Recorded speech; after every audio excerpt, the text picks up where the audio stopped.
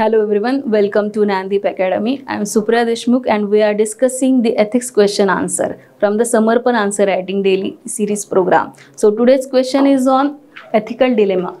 So definitely question is interesting. We are talking about the dilemma. There are many dilemmas in front of the public servant, civil servant, and today's dilemma is talk about the value like a neutrality. So let's discuss the question. What is the question is? A public servant is often caught between professional obligations and the personal values. Definitely there is a professional obligations and personal values are there. How? This is the first part of the question. And second part of the question is, how can principle of a neutrality? We have to talk about neutrality and how this neutrality is helping to resolve the ethical dilemmas in public administration. This is the second part of the question, and we have to write the question with the help of examples. Means we have to put the example and justify this two structure of the answer. Okay, so how we can start our question? Definitely we have two ways. Either we can write the answer with the help of definition of a neutrality, because neutrality is our focus. Okay.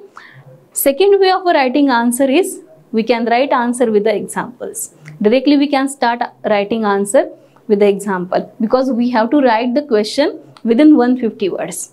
So writing example and give proper introduction and then start main body, and we can conclude with a good conclusion. This is the flow of the answer. In this answer we can start with a good introduction. How we can start the question? How this ethical dilemma will resolve with the principle of a neutrality. So ethical dilemma is in a public administration arises. When it arises? When a civil servant, when a public servant faces moral obligations conflict with the professional responsibilities. Though there is a professional responsibility is there, but still there is a moral obligation conflict is there. So how this neutrality is crucial in maintaining the and building the public trust and upholding the democratic values. In this way we can start our answer. This is the first way. And while talking about the second way, we can directly start our answer with a case laws or case study or any examples. Here we are taking the example of a T.N. Seshan. Who was he? He was a chief electioner commissioner. Okay, in the year of 1990 and 1996. The T.N. Seshan, what he did? He faced immense political pressure. Why? Because he found out the election malpractices. And what he did then? However, his commitment to neutrality and rule of law transferred the election process in India. And what happened because of this? Because of his neutrality quality, his decision making ability, making this process more transparent and fair. And what we can what kind of a relevance is there? The Session's role in demonstration of the importance of a neutrality by referring to to external influences, he ensure the public trust and democratic value by safeguarding the democracy. In this way we can start our answer. Definitely this is the powerful, or this is the excellent way to start answer, because we are focusing directly on the questions what exactly demand is. And while talking about the questions demand, example and the role of a neutrality we have to explain. While dealing with a main body, what kind of a structure we required in a main body? So we can directly start our main body by explaining what exactly neutrality means.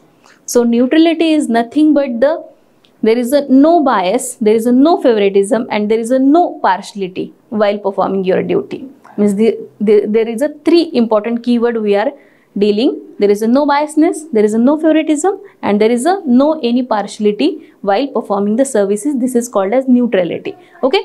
After defining the neutrality, how we can resolve ethical dilemma? So resolving the ethical dilemma, whenever public servant have to take and make the decision, at that time he should act impartially.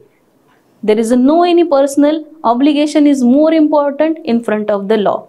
Means whatever the duties he have, he should have to perform that duty with helping what exactly written in the law and what exactly the framework. Within that framework he or she should have to work.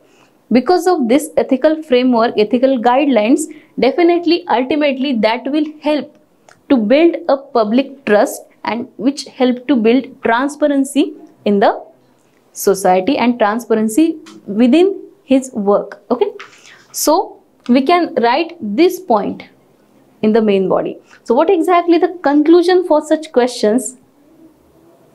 Definitely the conclusion is the area where examiner are now giving you a marks. So what you can write in the conclusion? Neutrality is the cornerstone of ethical governance. This is very beautiful sentence. You can highlight this sentence. What is neutrality? Is the cornerstone of ethical governance. Okay, enabling the public services to navigate the dilemma. Means while we are talking about the navigation of a dilemma, then definitely this neutrality is helping and which help to build integrity, fairness, and thus it is reinforce the confidence in administrative processes. Definitely while delivering the services, public servants should practice this neutrality. In this way you can write a good conclusion for your answer. There is a n number of way you can conclude. You can conclude with the example also. Means there is no necessity to start question directly from the example. You can put example in conclusion section also. But the preference is to write example in introduction because directly you are fulfilling the demand of the question. I hope this answer will definitely help you in your answer writing practices. We are meeting in our next question answer series practice program. Thank you.